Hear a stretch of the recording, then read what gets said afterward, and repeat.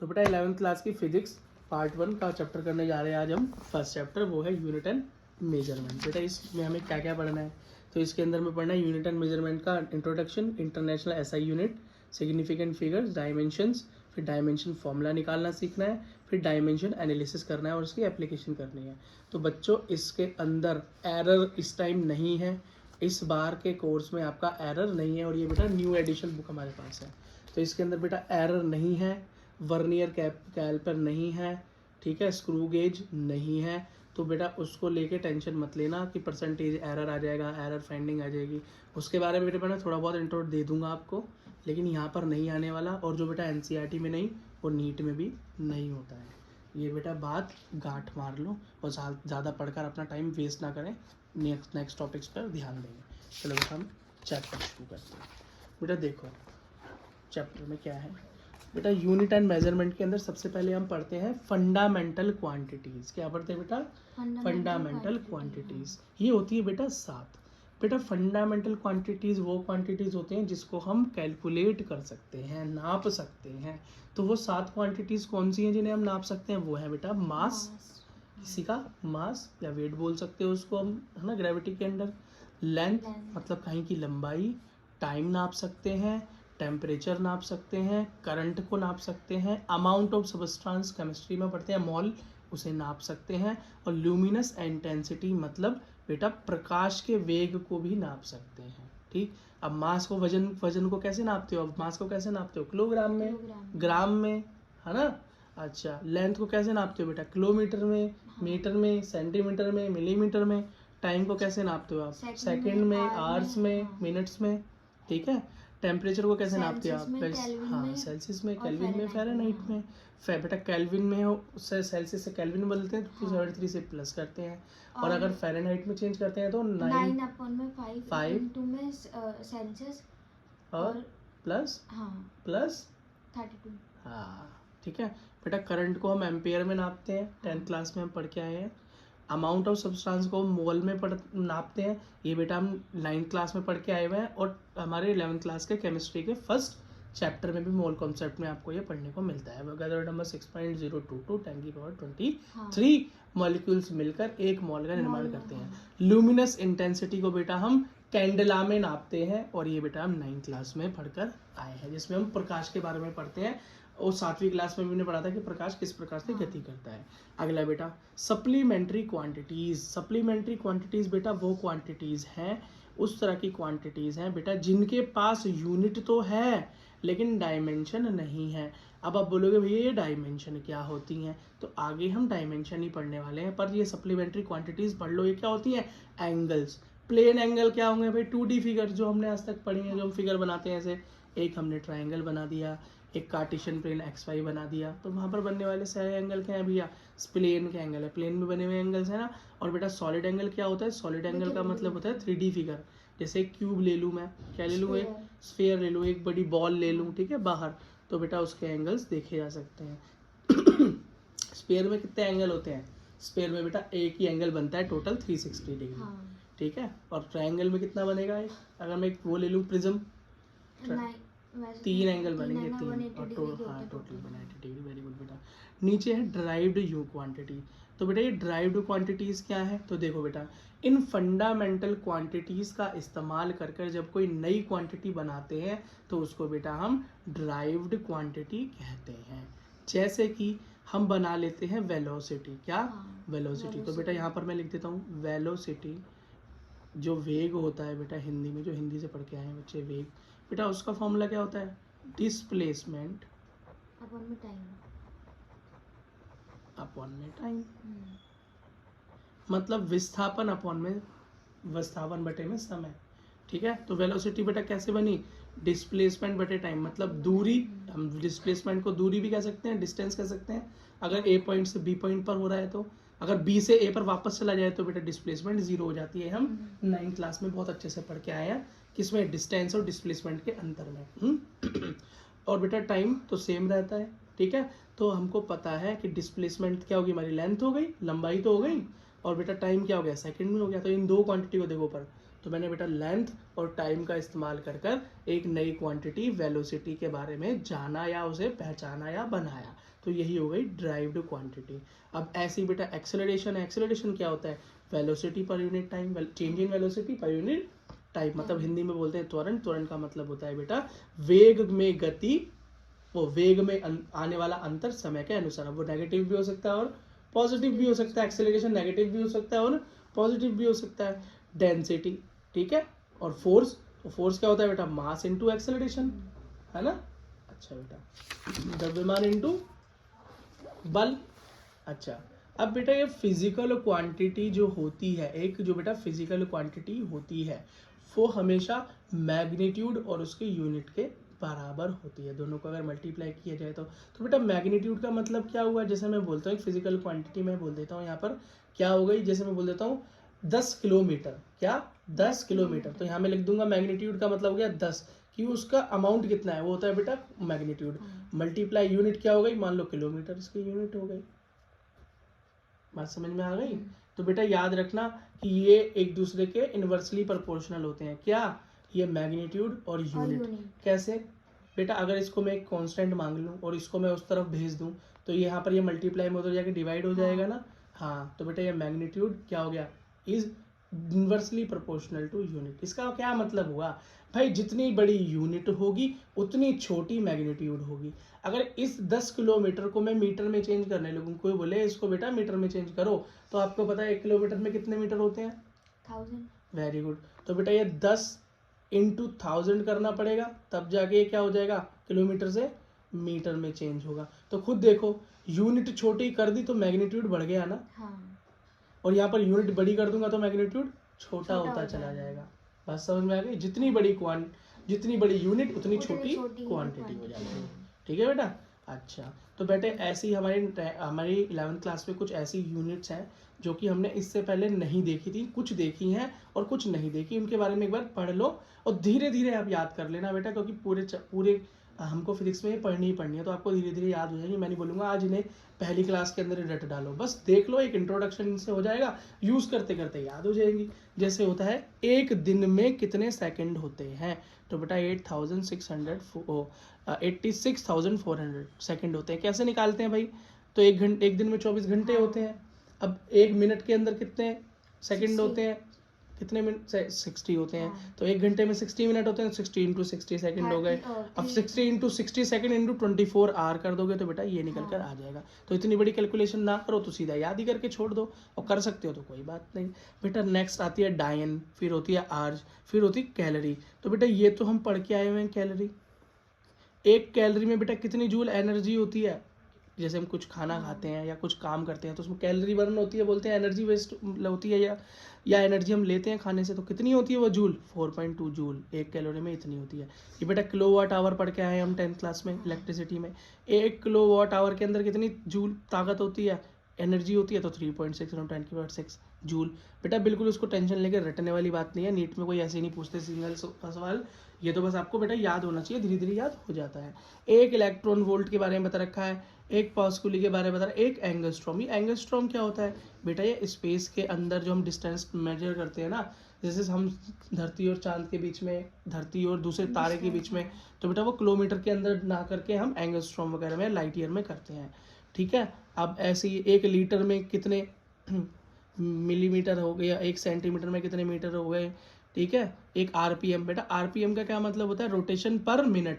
अब ये इंजन वगैरह में यूज़ होता है या पंखे वगैरह में यूज़ होगा, इलेक्ट्रिक चीज़ में जो सर्कुलर मोशन कर रही होगी, घूम रही होगी, कि 1 मिनट में कोई चीज़ कितना रोटेशन लेती है, कितनी बार घूमती है। तो बेटा उसका फॉर्मूला होता है 2π/60। 60 क्यों होता है पर मिनट, मिनट कितने 1 घंटे में 60 होते हैं, इसलिए 60 लिया। ये 2π क्यों लिया, क्योंकि बेटा हमको पता है सर्कल जो होता है उसका जो टोटल एंगल बनता है, अगर कोई घूमता है तो 360 बनता है, और 360 को लिखने का तरीका होता है 2 × π। क्यों, पाई की वैल्यू होती है 180, तो 180 × 2 कितना हो गया, 360। तो बेटा इसको हम क्या लिख सकते थे, 360/60 भी लिख सकते थे रेडियन पर सेकेंड, है ना। और उसको बेटा थोड़ा सा फैंसी बनाने के लिए ऐसा लिख दिया है। एक हॉर्स पावर क्या होती है बेटा, हॉर्स पावर हम इंजन की शक्ति, किसी मशीन की शक्ति नापते हैं ना, तो इतने हॉर्स पावर है, तो 1 हॉर्स पावर में 746 वाट होते हैं। ये थोड़ा सा इंपॉर्टेंट है, इसको याद ही कर लेना। ठीक। बेटा अलग देखो। अब लेंथ जो होती है हमारी, लंबाई, फिजिकल क्वांटिटी जो हमारी है बेटा, वो क्या होती है, 1 फुट भी होती है, फर्मी भी होती है, एंगस्ट्रॉम बड़ी यूनिट होती है, लाइट ईयर बड़ी यूनिट होती है। ये लाइट ईयर और एंगस्ट्रॉम बेटा स्पेस में यूज होते हैं। कहाँ यूज होते हैं? स्पेस में, जब हम बहुत ज़्यादा बड़ी दूरी, करोड़ों किलोमीटर की दूरियों को तय कर रहे होते हैं। ठीक है, तो लाइट ईयर का मतलब होता है 1 साल में प्रकाश, 1 साल में लाइट कितनी डिस्टेंस कवर करती है। इसका मतलब हुआ कि आज जो सूरज की लाइट हम देख पा रहे हैं बेटा, वो लाइट सूरज से कुछ साल पहले निकली होगी, तब हमारे पास पहुंची है। इसका मतलब जो सूरज हम सामने देख रहे हैं, क्या वो प्रेजेंट का सूरज नहीं है? नहीं, वो पास्ट का सूरज है जो हमें दिखाई दे रहा है। ऐसा क्यों? क्योंकि सूरज और धरती के बीच में बेटा बहुत ज़्यादा डिस्टेंस है, तो उस डिस्टेंस को कवर करने में बेटा बहुत टाइम भी लग जाता है, और जब तक वो लाइट हम तक पहुंचती है तब तक काफ़ी टाइम बीत चुका होता है। और 10th क्लास में आप पढ़ के आए थे कि जब बेटा सन सेट हो रहा होता है और सन जब उग रहा होता है, तो एक्चुअली जब वो दिखाई देता है ना, 4 मिनट का फर्क है। हाँ, जो एक्चुअली हमें दिखाई दे रहा होता है ओरिजिन पे, वो ओरिजिन पे होता नहीं है, होता है वो नीचे, और फिर भी हमें ऊपर दिखाई देता है। और जब वो डूब चुका होता है फिर भी हमें वो दिखाई देता है सामने, जबकि वो डूब चुका होता है। और जैसे डूबना क्या है, सूरज तो क्या डूबता ही नहीं है, हमारी अर्थ रोटेट कर जाती है। लेकिन मैं बता रहा हूँ कि सूरज इतनी दूर है कि वहां से आने वाला प्रकाश जब हम देख पाते हैं तब तक सूरज ढल चुका होता है, लेकिन हमें लगता है कि सूरज ढल नहीं पा रहा है। ऐसी बेटा आज जो अब तुम्हें तारे दिखाई दे रहे हैं ना, वो कई साल पहले की फोटो है उन तारों की, या कई साल पहले की वो इमेज है, या कई साल पहले की वो रोशनी है जो तुम तक आ पा रही है। एक्चुअली में बेटा अब तो वो तारे ऐसे नहीं है, कई साल हो चुके हैं उनको जो तुम आज देख रहे हो, क्योंकि वो हमसे इतने दूर है, तो लाइट ईयर में नापा जाता है। तो बेटा इतनी कहानी मैंने सिर्फ इसलिए बनाई कि थोड़ा सा टॉपिक इंटरेस्टिंग हो जाए। तो 1 लाइट ईयर में 94 इंटू 10⁻16 मीटर होते हैं। एंगस्ट्रॉम के अंदर 10⁻⁻10 मीटर होता है। एक फर्मी बहुत छोटी यूनिट है, और फुट का तो आप याद यूज़ करते ही हो, 1 फुट 2 फुट इतने फुट का हो गया, 1.5 फुट का है क्या, तू ऐसे बोलते ना वो 1.5 फुट ही है। ठीक है बेटा, अब बड़ी इंपॉर्टेंट चीज़ हम करने वाले हैं, यूनिट के सिम्बल्स। क्या? यूनिट के सिंबल। 9th क्लास में भी किया था हमने, अब हमने 11th क्लास में फिर कर रहे हैं। तो बेटा जो भी बच्चा 9th क्लास में पढ़ता हो उसको सलाह देना कि भाई 9th क्लास को बड़े प्यार से पढ़ो, बाकी ज़िंदगी आसान हो जाएगी। ठीक है, क्योंकि सब बेटा 9th का ही आता है, बार बार 9th और 10th रिपीट होती है। तो बेटा मास, पहली क्वांटिटी मास मतलब वेट, बेटा उसका सिंबल होता है कैपिटल एम। क्या होता है? Capital M. और बेटा उससे जो यूनिट बनती है वो बनती है किलोग्राम। स्टैंडर्ड यूनिट है किलोग्राम, वैसे तो ग्राम में भी नापते हैं, है ना, वो छोटी यूनिट है उससे। बेटा जो स्टैंडर्ड यूनिट है ना, जो पूरे वर्ल्ड वाइड एक्सेप्टेड यूनिट है, स्टैंडर्ड यूनिट बेटा वो क्या है? किलोग्राम। ठीक है, लेंथ को एल से डिनोट करते हैं, लेकिन जो उसकी स्टैंडर्ड यूनिट है वो किलोमीटर नहीं, वो मीटर है। क्या है? मीटर है। बेटा टाइम की सिंबल है टी, और उसकी उसकी सेकंड है। आवर भी नहीं है, मिनट भी नहीं है, सेकंड है। टेम्परेचर की बेटा क्या है? टेम्परेचर को हम किससे डिनोट करते हैं? किससे? केल्विन से डिनोट करते हैं। ठीक है, करंट को हम किससे डिनोट करते हैं? आई, एम्पियर से। सब्सटेंस, अमाउंट ऑफ सब्सटेंस को बेटा मोल बोलते हैं, और मोल ही उसका सिंबल भी है। ल्यूमिनस इंटेंसिटी को बेटा हम CD या कैंडेला से डिनोट करते हैं। इजी हो गया बेटा याद करना। ठीक है, अगला देखो। अब यहाँ पर मैं एक बार दिखा देता हूँ आपकी बुक के अंदर क्या लिखा है बेटा इस बारे में। ये देखो, ये रहा बेटा, है ना, देखो ये रहा, mass, length, time, electricity, temperature, amount of substance और ल्यूमिनस इंटेंसिटी के बारे में बेटा तुम्हारी इस बुक में मैंने यहाँ पर लिखा हुआ है। ठीक है, समझ में आ गया? ठीक है, चलो बेटा, अब एक चीज़ याद रखना, कुछ यूनिट्स हैं जो हमें याद होनी चाहिए, हम पहले करके आए हुए हैं पर हमें बेटा याद होनी चाहिए फिर से। एनर्जी की बेटा यूनिट क्या होती है? जूल होती है। ठीक है, फोर्स की यूनिट बेटा न्यूटन होती है। याद रखना, बल, शक्ति, ग्रेविटी जहाँ भी बात है वहाँ तो न्यूटन का नाम लेना ही लेना है। बिल्कुल। देखो, फ्रीक्वेंसी हर्ट्स होती है, ये बेटा हम साउंड वाले चैप्टर में पढ़ के आए थे। ठीक है, पावर बेटा वाट होती है, ये भी हम पढ़ के आए थे। प्रेशर बेटा पास्कल, क्यों? पास्कल ने सबसे पहले इस प्रेशर के बारे में बताया था, यूनिट दी थी।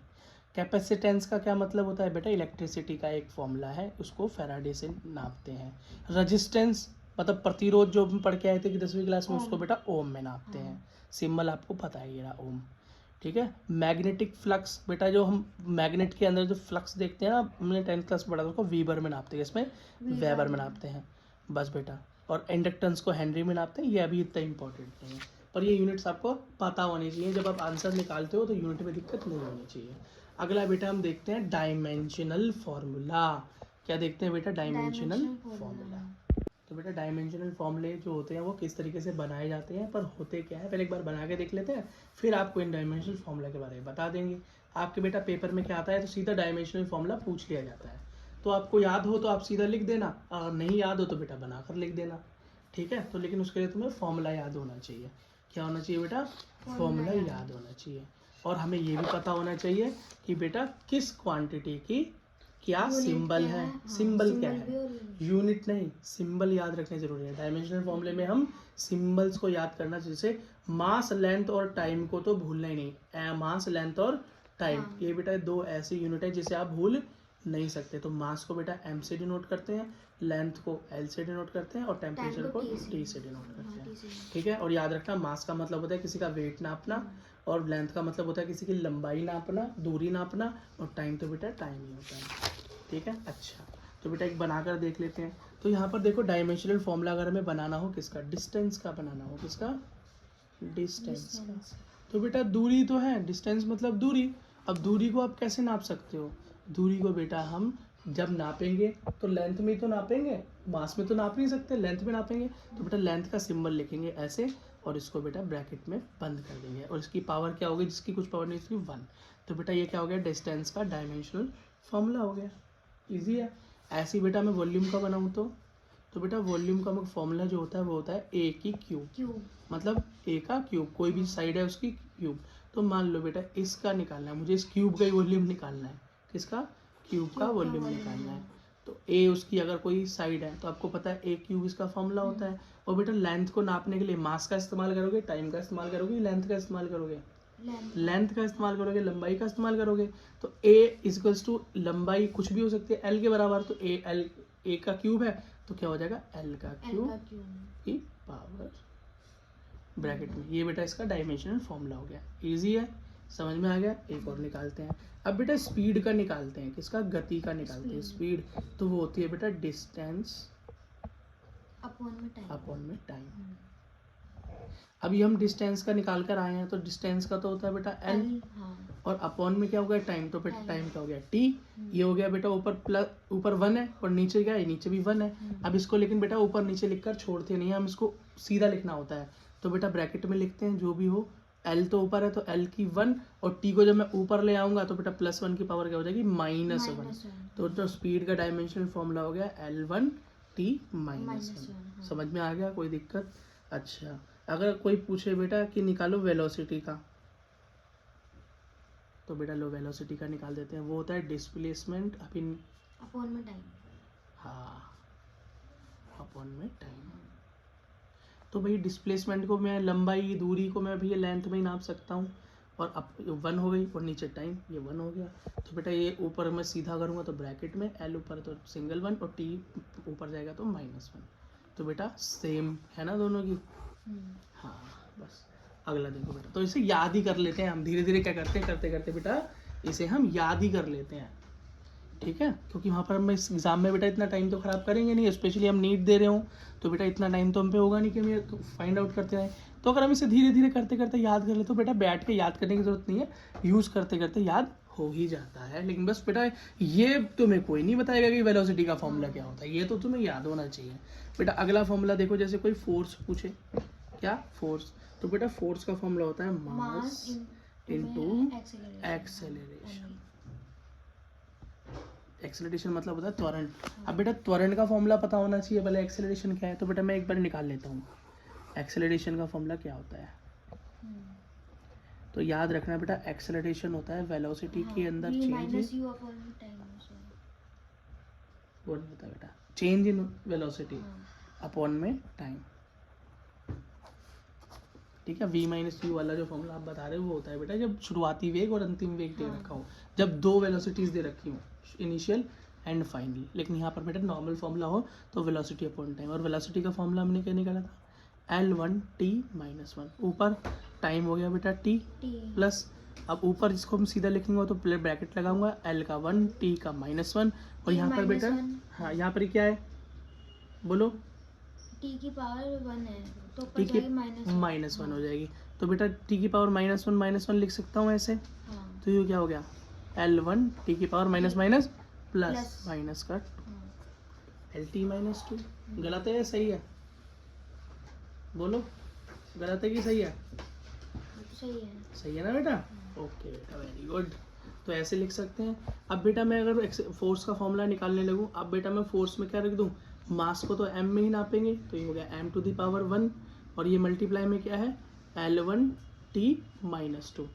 ठीक है, तो ये क्या हो गया इसका पूरा formula, bracket M1 L1 T minus 2। अगर 1 1 भी नहीं लिखना हो तो हम लिख सकते हैं ऐसे MLT माइनस 2। कोई दिक्कत है? MLT माइनस 2 ऐसे बेटा लिख सकते हैं हम इसको। ये देखो बेटा, चेक करो फोर्स का फॉर्मूला आपकी बुक के अंदर क्या आ रहा है, MLT माइनस 2। कैसे आया, हमने बनाना सीख लिया। अब बोलोगे भैया कि कई बार ये कन्फ्यूजन होती है कि जो डायमेंशनल फॉर्मूला दे रखा होता है ना, उसमें M भी दे रखा होता है, L भी दे रखा होता है, T भी दे रखा होता है, चाहे हो चाहे ना हो। तो कोई बात नहीं बेटा, इधर देखो, हम शुरुआत से चलते हैं। इधर देखो, तो बेटा यहाँ डिस्टेंस का हमने फॉर्मूला लिखा था ना, तो डायमेंशन का फॉर्मूला लिखने का तरीका ये होता है, M L और T की फॉर्म में ही लिखा जाता है। अब यहाँ पर तो बेटा L ही है, ना M है, ना M है, ना T।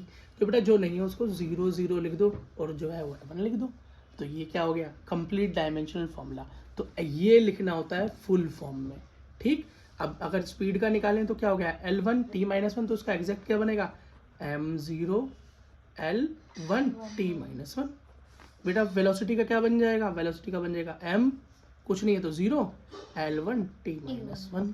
अब बेटा इसी एक्सेलरेशन का क्या बन जाएगा, त्वरण का, M0 L1 T माइनस 2।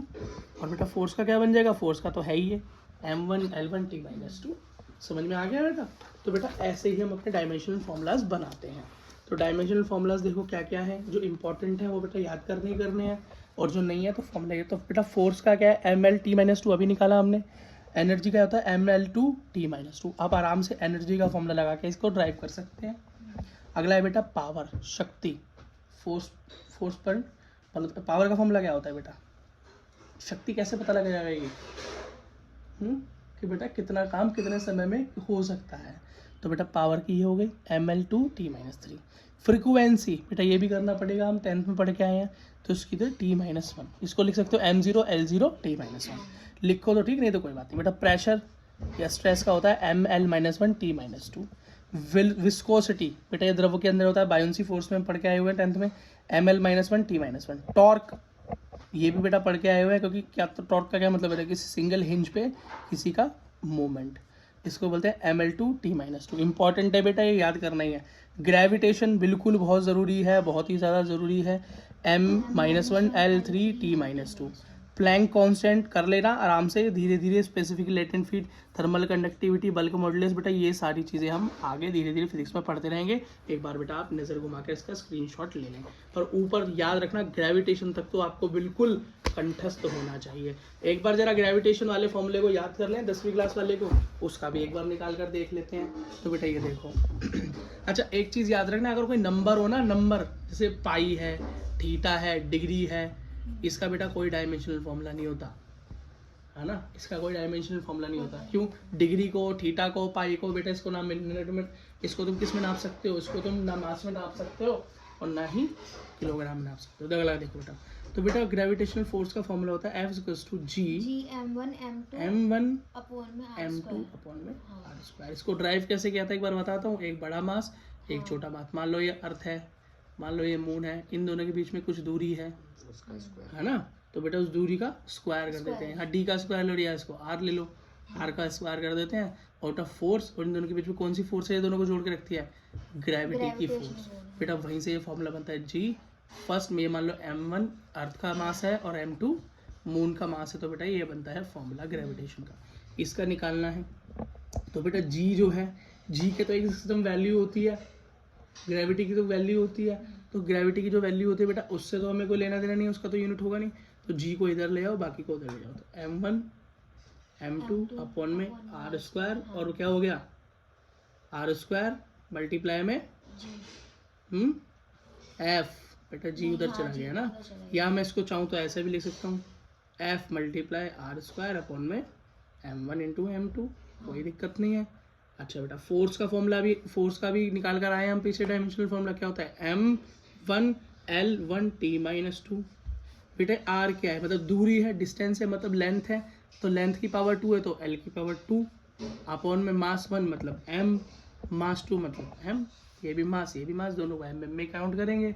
तो यह क्या हो गया, बेस सेम तो पावर ऐड हो जाती है, 1 पावर है तो हो जाएगा m(L(T)-2 multiply L square upon में m टू द पावर 2। समझ में आ गया।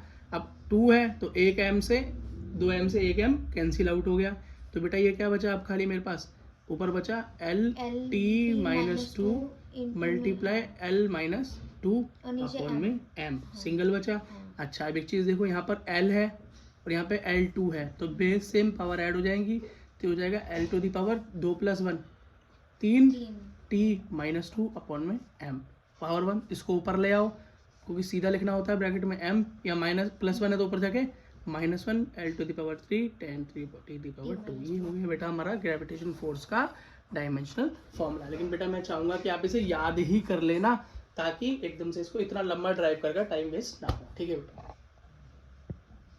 बेटा अगला हमारा प्रिंसिपल ऑफ होमोजेनिटी के बारे में पढ़ना है हमें डायमेंशनल फॉर्मूला में। इसका मतलब अगर कोई दो इक्वेशन या दो क्वांटिटीज आमने सामने हैं, बराबर हैं, एक दूसरे के बराबर इक्वल लिखा हुआ है, तो याद रखना डायमेंशनल फॉर्मूला दोनों तरफ हमेशा इक्वल होगा, बराबर होगा, तभी वो एक दूसरे के सामने लिखी होती है। इसी को प्रिंसिपल ऑफ होमोजेनिटी बोलते हैं, ठीक है। अगला रिलेशनशिप अमंग फिजिकल क्वांटिटी। अब दो फिजिकल क्वांटिटीज के बीच में रिलेशन निकालना है, बहुत आसान है, निकाल लेंगे बेटा इसी का यूज़ करते हुए, सामने सामने इक्वल रखकर, ठीक है। तो पहला इसमें क्वेश्चन दे रखा है,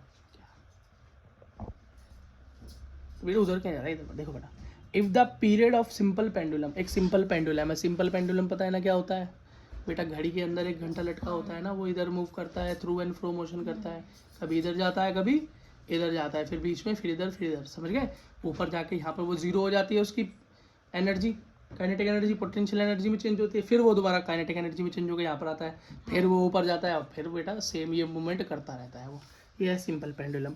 तो कह रहा है time period of a simple pendulum depend upon length, mass and acceleration due to gravity. अब ये एक्सेलरेशन ड्यू टू ग्रेविटी क्या होता है भाई, जी होता है, छोटा जी पढ़ा है ना 9th क्लास में, 10th क्लास में भी क्यों पढ़ा है, 9th क्लास में छोटा जी क्यों हो जाता है भाई। एक्सेलरेशन का मतलब होता है जब कोई चीज़ अपने स्पीड एक्सेलरेशन या वेलोसिटी उसकी चेंज हो रही है। तो मेरे को पता है ग्रेविटी के अंडर कोई चीज़ जब बेटा ऊपर से नीचे हाइट से जाती है तो उसका एक्सेलरेशन क्या होता है, बढ़ता चला जाता है, उसकी स्पीड बढ़ती चली जाती है ना। जैसे मैं पेन गिराता हूँ इतनी ऊपर से आराम से गिरा, अब इसको बेटा पहली मंजिल से गिराऊंगा तो इतनी धीरे से गिरेगा क्या, तेज गिरेगा ना, क्यों, क्योंकि बेटा ग्रेविटी उसके एक्सेलरेशन को बढ़ा देती है। तो उसको हम क्या बोलते हैं, स्मॉल जी से डिनोट करते हैं। क्या वैल्यू होती है स्मॉल जी की, 9.8 मीटर पर सेकंड। बेटा बस यहाँ टेंशन लेने की जरूरत नहीं, यहाँ पर ये सब नहीं है, बस मैं याद दिला रहा था तुम्हें क्योंकि पूरा चैप्टर ग्रेविटी भी आगे पढ़ना है, ठीक है। तो किस पे डिपेंड करता है, ये खुद बोल रहा है भैया, ये डिपेंड करता है लेंथ पे, मास पे, एक्सेलरेशन टू ग्रेविटी पे। इसका एक्सप्रेशन निकालो, कोई बात नहीं भाई निकाल देते हैं। तो पेंडुलम का टाइम पीरियड हम टी से डिनोट कर लें, कुछ भी होगा। क्या बोल रहा है, किस पर डिपेंड करता है, डायरेक्टली प्रोपोर्शनल किस पे डिपेंड करता है, मास पे। तो भैया मास की यूनिट क्या हो गई, m, बोल रहा है लेंथ पे, तो लेंथ की यूनिट हो गई l। और क्या बोल रहा है किस पे डिपेंड करता है, एक्सेलरेशन पे, किस पे, एक्सेलरेशन पे। और एक्सेलरेशन ड्यू टू ग्रेविटी क्या होती है बेटा, L(T)-2। ये बेटा हमने ड्राइव किया है, ठीक है, ये इसका डायमेंशन फॉर्मूला है। अब मान लेता हूँ इसकी पावर कुछ नहीं है तो a होगी, इसकी पावर बेटा b होगी और इसकी पावर c होगी, मैं ऐसा मान लेता हूँ, ठीक है। तो बेटा ये क्या होगा t, ये क्या होगा, इसकी अगर मैं क्वांटिटी बनाऊँ t की, तो ना इसमें मास है ना लेंथ है, खाली टाइम है, तो इसकी यूनिट क्या हो जाएंगी, इक्वल करना पड़ता है ना ऊपर वाले में, तो m0 L0 और t की पावर 1 इज इक्वल्स टू किसका हो गया। जब बेटा ये प्रोपोर्शनलिटी का हम साइन हटाते हैं ना 11th में, समझ लो क्या हमारे साइंस के अकॉर्डिंग जब भी प्रोपोर्शनलिटी का साइन हटाया जाता है तो बेटा उसके सामने एक कांस्टेंट लगा देते हैं, बराबर करके कांस्टेंट लगा देते हैं, ठीक। अब इस पूरे को डायमेंशनल फॉर्मूले को एक साथ लिख तो m to the power a, l to the power b, और यहाँ भी बेटा l है, यहाँ भी बेटा l है, तो यहाँ पर पावर है b और यहाँ पे पावर है c, तो बेस कॉमन तो पावर ऐड, तो b प्लस c, और t की पावर क्या होगी -2 और c, ये पावर हो गई। अब बेटा कंपेयर कर लो, तो m अगर a कंपेयर करो बेस सेम तो पावर क्या होती है, अब इक्वल हो जाएंगे, इक्वल में तो a किसके बराबर हो गया, 0 के बराबर हो गया। अगर अगली क्या है l बेटा सेम तो पावर बराबर, तो b प्लस c किसके बराबर हो गया, 0, ये भी 0 है।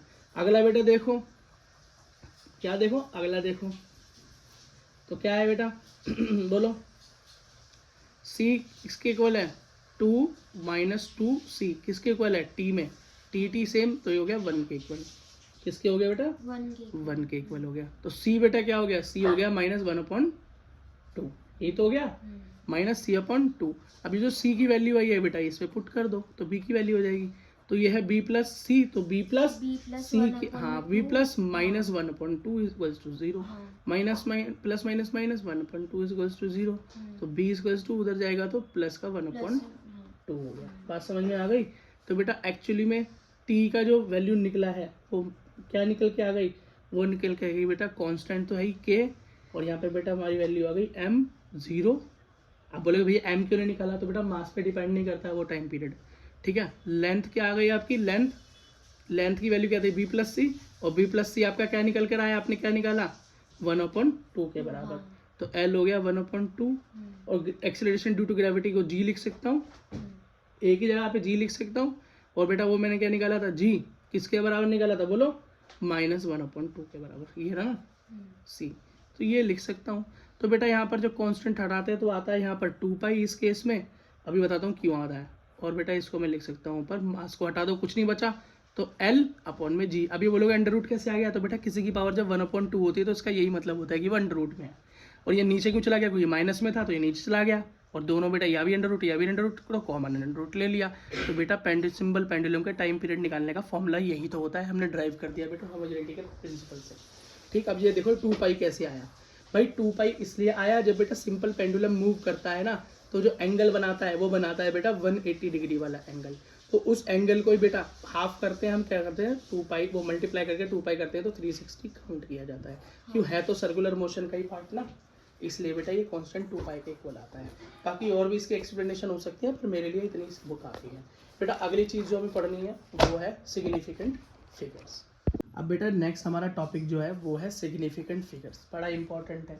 सिग्निफिकेंट फिगर्स का मतलब क्या होता है भैया, कितनी फिगर को काउंट करें और कितनों को काउंट में ना लें, सीधी सी बात होती है, ठीक है। ये होता है भैया सिग्निफिकेंट का मतलब नीट में पूछा जाता है, ठीक, और भाई CBSE में तो ये क्वेश्चन आता ही आता है, ये समझ लो आना ही आना है, सिग्निफिकेंट फिगर पूछा जाएगा, ठीक। अब लोग कहेंगे भैया एरर वैरर क्यों नहीं आएगा, तो आपके भैया NCERT से एरर गायब हो चुके हैं अब, तो एरर आएगा ही नहीं। अगला देखो question, all non zero are non significant figure. इसका मतलब पहला रूल ये है, कोई अगर नॉर्मल नंबर लिखे हुए हैं ना, जैसे 243 192 117 12 11 10 जो भी लिखा हुआ है नंबर नॉर्मल, बेटा वो नॉर्मल के उस फिगर के अंदर, सॉरी उस नंबर के अंदर जो सिग्निफिकेंट फिगर्स होंगी वो कितनी होंगी, वो बेटा उतनी ही होंगी जितना वो नंबर है। तो इसके अंदर 3, इसमें 3, ये भी 3 और ये 2, क्यों बेटा ये सारे इंपॉर्टेंट हैं, सारे काउंट करने वाले नंबर है, इसमें कोई भी ऐसा नंबर है इसको मैं ना गिनूं, 12 को तो 12 ही गिनूंगा ना, 243 को 243 ही गिनूंगा ना, 243 192 को 193 117 को 117 ही तो गिनूंगा। तो सिग्निफिकेंट फिगर का क्या मतलब है, जिन्हें मैं काउंट कर सकूं। नेक्स्ट क्या है, all zero between non zero are significant. इसका मतलब अगर कोई जीरो दो नॉन जीरो नंबर के बीच में आ जाए तो बेटा वो भी सिग्निफिकेंट फिगर ही तो कहलाएगा। जैसे कि 223 मान लो, इसके बीच में जीरो आ गया, हो गया 203, तो इसमें टोटल सिग्निफिकेंट फिगर क्या होगी, तीनों को ही तो गिनूंगा, 203 ही तो गिनूंगा इसे, या कम गिनूंगा। 10204 मतलब 2 नॉन जीरो के बीच में जीरो, पूरा एक काउंटिंग बन रही है ना। एक क्या बन गया बेटा 10,204 है ना। तो बेटा इसके अंदर क्या हो गया, कितनी सिग्निफिकेंट फिगर है, 5, 1 2 3 4 5, 901 901 बीच में जीरो, 3 1 103 3, बेटा 2 रूल हो गए।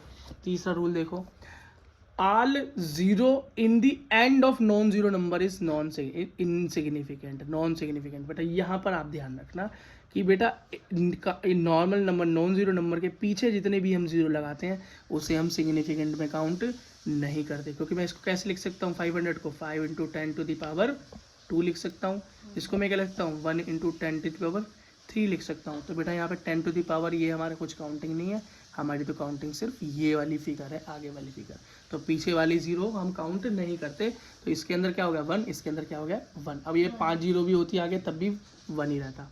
After decimal all the zero are significant. अच्छा अगर बीच में पॉइंट लगा दूं, अगर यहाँ पर नॉन जीरो और जीरो वाले नंबर के बीच में पॉइंट लग जाए 1.00 11.00 2.00, तो बेटा ये सारे के सारे टोटल सिग्निफिकेंट फिगर्स हो जाती हैं। तो इसके अंदर कितनी है 3, इसमें कितनी हो गई 4, इसमें कितनी हो गई 3। इंपॉर्टेंट। रूल है, याद करना। यहीं से क्वेश्चन फंसा कर देते हैं, नॉर्मल से नहीं देते, वो ऐसे ही देते हैं जिसके अंदर कैसे डेसिमल अगर लग गया है पॉइंट लग गया ना बेटा हाँ, बीच में, तो ये मतलब 1 काउंट नहीं होगा ये जब भी अब ये तीन टोटल होगा। काउंट होंगे तीनों, अब ये तीनों काउंट होंगे बेटा, पॉइंट लगती है चारों काउंट होंगे। अगर यहाँ पॉइंट नहीं लगा होता तो खाली 2 होते, एक होता। अगला देखो, if the number is less then 1 and left of the first non digit is insignificant. इसका मतलब अब कोई नंबर 0 से भी छोटा हो, 0 पॉइंट समथिंग समथिंग हो, 0 पॉइंट समथिंग हो, मतलब 1 से छोटा हो, तो बेटा हमारे पास जितने भी नंबर होते हैं ना, सिर्फ नंबर, क्या सिर्फ नंबर, उन्हीं की बेटा सिग्निफिकेंट काउंटिंग होगी, 0 वालों की काउंटिंग नहीं होगी अगर वो 0 से छोटा है, 0 पॉइंट समथिंग है तो 0.034 के अंदर नंबर कितने एक्चुअली नॉन जीरो, ओनली 2, तो सिग्निफिकेंट नंबर हो गए 2। इसमें कितने हैं 0.002308 में 2308, तो खाली 4 हो गए सिग्निफिकेंट फिगर्स। अगला देखो बेटा, 4 exact number significant digit is infinity. इसका मतलब कोई नंबर सिंगल हो, 1 2 5, तो हम इसका बेटा 1 2 3 1 सिग्निफिकेंट फिगर नहीं लिखेंगे बेटा, इसको हम बोलते हैं इन्फिनिटी। क्या बोलते हैं? इन्फिनिटी सिग्निफिकेंट फिगर होती है इसके पास। अगला, N exponential power does not effect significant figure, मतलब किसी के साथ कितनी भी पावर लग रही हो उसकी काउंटिंग हम नहीं करते बेटा। मैं ऊपर ही समझा चुका हूँ खोलने के बाद कि सिर्फ हम काउंटिंग किसकी करते हैं, नॉन जीरो नंबर की, पावर वाले की नहीं करते। देखो तो यहाँ पे 1.23 इंटू 10⁻27 भाग में जाए हमें कोई फर्क नहीं पड़ता, हमें तो सिर्फ इससे काउंट करना है, तो ये हो गया हमारी 3। 1.6 इंटू 10⁻9 कोई फर्क नहीं पड़ता, हमें तो किसी काउंट करना है 2। ठीक है बेटा। बेटा अगली चीज़ है इंपॉर्टेंट, ये है round of figures. Round of का मतलब है बेटा कोई पॉइंट पे फिगर होती है, 2 पॉइंट होते हैं, 3 पॉइंट होते हैं, पॉइंट के आगे नंबर्स होते हैं, तो हम उसे एक राउंड ऑफ फिगर में लिख देते हैं, एक नियर बाय नंबर लिख देते हैं ताकि बेटा हमारी कैलकुलेशन ईजी हो जाए। तो क्यों लिखते हैं, कोई तुक्का फिट तो करते नहीं बेटा, उसके कुछ रूल्स हैं, देखो क्या होते हैं। If the digit to be round off, अगर किसी डिजिट को राउंड ऑफ करना है, इज मोर देन 5, अगर उसका लास्ट नंबर 5 से बड़ा हो, तो बेटा हम क्या करते हैं, उससे एक नीचे वाली संख्या को एक नंबर से बढ़ा देते हैं। एग्जांपल देखकर समझ में आ जाएगा। 3.77 था, तो बेटा 3.77 को मैं 3.8 लिख सकता हूँ। क्यों? क्योंकि बेटा इसका लास्ट डिजिट क्या है, 7 है, जो कि 5 से बड़ा है।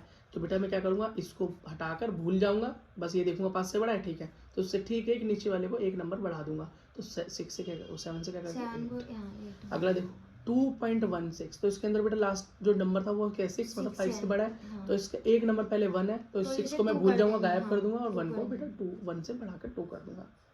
आसान है।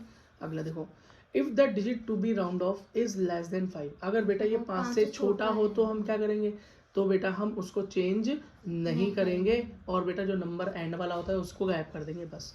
अगला जैसे कि 3.74 हो गया यहाँ पर, 3.7 हो जाएगा, तो हाँ, तो बेटा 4 क्या है, छोटा है 5 से, तो हम क्या करेंगे, 4 को गायब करके ओनली 3.7 लिख देंगे। यहाँ 2.12 है, तो यहाँ पर 2 क्या 5 से छोटा है, तो 2 गायब करके 2.1 लिख देंगे। या समझ में आ गया। अगला, क्या हो अगर बेटा लास्ट का नंबर 5 ही हो, हाँ 5 ही हो, तो बेटा हम क्या देखेंगे, तो हम ये देखेंगे कि इससे पहले वाली डिजिट को बढ़ाना है कि नहीं बढ़ाना। तो ये हम डिसीजन कैसे लेंगे, देखेंगे कि वो ऑड है या इवन है, ऑड है या इवन है। अगर बेटा ऑड होगा तो हम उसे बढ़ा देंगे, इवन होगा तो चेंज नहीं करेंगे। जैसे कि 3.15 है, तो यहाँ पर लास्ट में 5 है, लेकिन इससे एक पहले वाला 1 है जो कि ऑड है, तो ऑड में बढ़ा देंगे, तो इसको हम 3.2 लिख देंगे। लेकिन नेक्स्ट 3.25 है, इसमें 5 है लास्ट में, बराबर हो गया, तो बेटा यहाँ पर देखेंगे ऑड है कि इवन, तो यहाँ इवन, तो इवन में चेंज नहीं करते, लास्ट वाले को गायब, मतलब वैसे भी गायब करना होता है लास्ट वाले डिजिट, तो 3.2 का 3.2 रहेगा। ठीक है बेटा, खत्म। वैसे बेटा आपकी एनसीईआरटी के अंदर से एरर गायब हो चुके हैं, मैं आपको एक बार प्रूफ दिखा देता हूँ, हवा में बात करने से तो कोई फायदा है नहीं। तो बेटा आप खुद देखो, यहाँ पर आपके chapter number 1 unit and measurement में क्या हो गया, इंट्रोडक्शन हो गया, इंटरनेशनल सिस्टम हो गया, सिग्निफिकेंट फिगर्स हो गई, डायमेंशन निकाल लिए, डायमेंशनल फॉर्मूला निकाल लिया, डायमेंशनल एनालिसिस एंड उनकी एप्लीकेशन भी निकाल ली, जब भी हमने वो पेंडुलम का टाइम पीरियड निकाला था। लेकिन बेटा यहाँ पर ना एरर है, ना वर्नियर कैपिलर है, ना स्क्रू गेज है, ना एरर फाइंडिंग है, तो बेटा यहाँ पर से एरर पूरी तरीके से गायब हो चुका है। अब आपकी बुक क्या हो गई, एरर फ्री हो गई, कोई गलती नहीं है इसमें। तो बेटा एरर कर कर अपना समय ख़राब ना करें, फिर भी मैं एक इंट्रोडक्शन दे देता हूँ, दिल को तसल्ली नहीं होगी ना आपकी, तो आपके किसी ने बता रखा होगा कि एरर बड़ा इंपॉर्टेंट है। देखो बेटा सुन लो, तो बेटा एरर 2 तरीके से हो सकता है। एरर का मतलब होता है गलती, जब आप कुछ नापो और उसमें गलती आ जाए, उसमें गलती आ जाए। अब भैया दो तरीके से हो सकता है, वो तो पहला है सिस्टमेटिक एरर और एक होता है रैंडम एरर। सिस्टमेटिक एरर मतलब आपके सिस्टम में कोई दिक्कत थी, अब सिस्टम में मशीन भी हो सकती है, सिस्टम में आदमी भी हो सकता है ना। और रैंडम एरर ये तो भैया कैसे भी कंट्रोल नहीं किया इसका। मान लो तुम किसी जगह की नपाई तुलाई कर रहे थे, वहाँ पर आंधी आ गई, तूफान आ गया, बिजली गिर पड़ी उस घर पे, तो फिर तो भैया नापने में गलती होगी। नाप क्या लोगे आप, तो रास्ता नाप के घर निकलोगे, है ना। मान लो कब नाप रहे थे कि इससे भूकंप आ गया, डेस्क हिल गया आपका, गलत नाप लिया आपने, हो सकता है ना। बेटा हो गया था, मैं फिजिक्स का पेपर में ना भूकंप आ गया था। अब बच्चों पता करो मैंने कौन सा साल पेपर दिया हुआ जब फिजिक्स के पेपर में 12th क्लास में भूकंप आया था, देखो अगला।